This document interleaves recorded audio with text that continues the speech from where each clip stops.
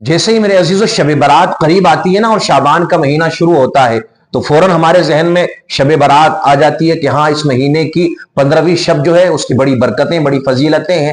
لیکن میرے عزیزو ہمارے معاشرے کے اندر شب برات کے نام پر بہت ساری چیزیں ایسے ایڈ کر رکھی ہیں ہم نے، اور اس کو ایسا جان لیا ہے کہ اگر ہم ایسا نہیں کریں گے، وہ کام ہم نے ایسے ایڈ کر رکھے ہیں معلوم نہیں کون ایڈ کر کے چلا گیا، نہ وہ کسی حدیث سے ثابت ہے، نہ قرآن سے ثابت ہے، اور نہ ہی کسی وہ اللہ کے ولی سے وہ چیز ثابت ہے، میرے عزیزو اکابرین میں سے کسی سے ثابت نہیں ہے. تو بہت ساری ایسی چیزیں ہم نے ایڈ کر رکھی ہیں شب برات کے نام پر کہ جس کا کوئی تعلق نہیں ہے شریعت سے.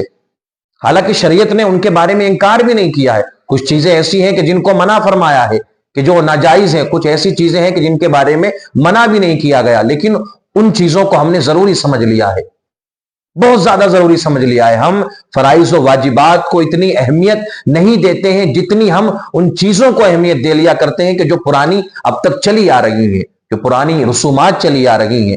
تو ہمیں ان باتوں پر توجہ دینے کی ضرورت ہے، غور و فکر کرنے کی ضرورت ہے. شب برات کے جو معنی میرے عزیزو، برات معنی آزادی کے ہوتے ہیں، تو جہنم کی آگ سے آزادی دلوانے والی یہ رات ہے. اس رات میں ہمیں دعا کرنا ہے، عبادت کرنا ہے، قرآن کی تلاوت کرنا ہے، درود پاک پڑھنا ہے، یہ چیز کرنا ہے. اور میرے عزیزو رحمت و انوار کی جو بارشیں ہوتی ہیں، ہمیں اللہ کی رحمت کو پانا ہے. یہ ساری چیزیں ہیں. اس رات کا جو اصل مقصد ہے وہ اللہ کو راضی کرنا ہے. اس رات میں عبادت کر کے رب کریم کو راضی کرنا ہے.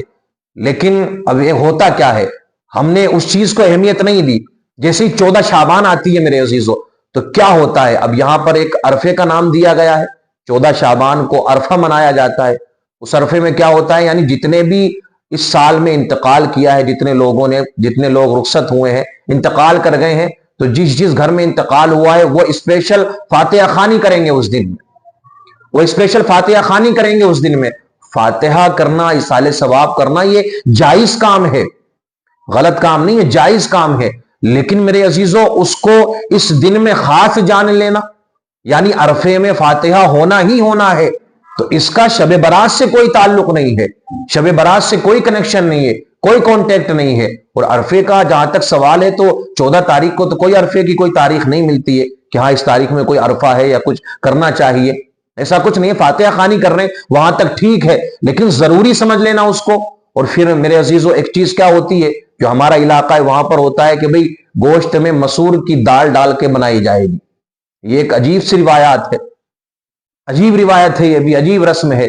یعنی اسی وقت فاتحہ لگیں گی جب آپ گوشت کے اندر مسور کی دال ڈال کے بنائیں گے. تو یہ ایک ایسی رسم ہے کہ یہ بھی بہت پرانی چلی آ رہی ہے.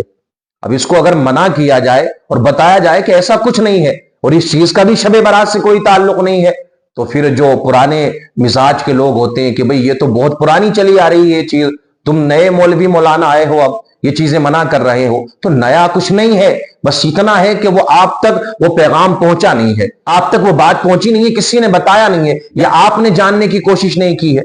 تو پھر آپ دیکھیں 14 شعبان کو بجائے یہ تیاری کرنے کے کہ ہاں اب جو رات آنے والی ہے، جو 15ویں شب ہوگی، ہم اس کے لیے تیاری کریں، اس کے لیے تیاری کریں، ہمیں عبادت کرنا ہے تو ابھی سے تیار ہو جائیں. جو 14 شعبان ہے جو اسی سے ہم تیاری کرنا شروع کر دیں کہ اب جو 15ویں شب آئے گی اس میں ہمیں جاگنا ہے، اور جاگنا کس لیے ہے، عبادت کرنا ہے. اس کی تیاری نہیں ہوتی جتنا کھانے پکانے کی تیاری ہوتی ہے.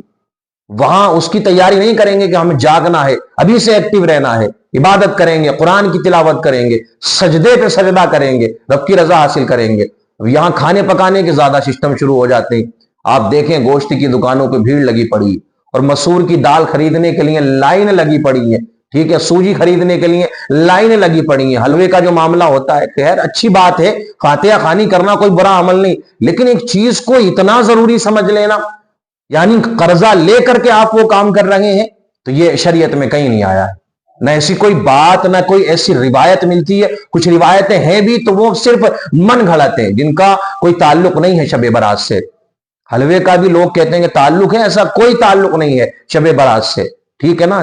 تو یہ ساری چیزیں ہیں. پھر آتش بازی ہوتی ہے، آتش بازی، اللہ اکبر کبیرہ.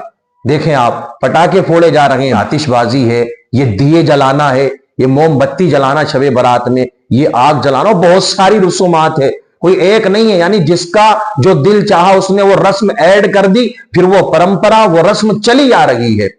تو بتانے کا مقصد میرے عزیزو یہ ہے کہ قرآن و حدیث میں جو آیا ہے، جو ہمارے اکابرین نے فرمایا ہے، جو انہوں نے جو بات بتائی ہے، جو علماء ہمارے بتاتے ہیں، ہم ان باتوں پر عمل کریں، ان باتوں پر عمل کریں۔ کہ ہمارا جو مائنڈ سیٹ ہے وہ یہ ہے کہ ہم اس بات پر جلدی عمل کرتے ہیں جس میں ہمارا دنیاوی کوئی فائدہ ہوتا ہے۔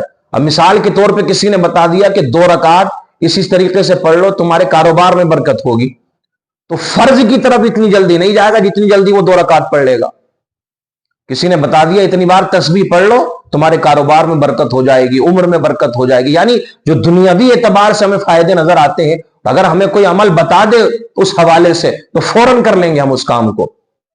لیکن اگر کوئی یہ بتائے کہ آپ اس عمل کو کرو، فرض نمازوں کو پڑھو، فرائض کو آپ ترجیح دو، تو میرے عزیزو ہوتا کیا، اس طرف توجہ نہیں دیں گے۔ وہ تو آخرت کا معاملہ ہے نا، ہمیں اس طرف ہمیں زیادہ جانا چاہیے۔ نوافل سے انکار نہیں کیا جاتا ہے، نفل نمازیں پڑھنا چاہیے، وقت ملے، لیکن پہلے فرض تو پورے کر لو اپنے۔ آپ کے فرائض چھوٹ چکے ہیں، جو ترک ہو چکے ہیں، جو آپ نے چھوڑ دیے ہیں، ان کو تو پورا کرو۔ نوافل فرض کے برابر تو نہیں ہو سکتے نا، جو نفلی نمازیں وہ فرض نمازوں کے برابر تو نہیں ہو سکتی۔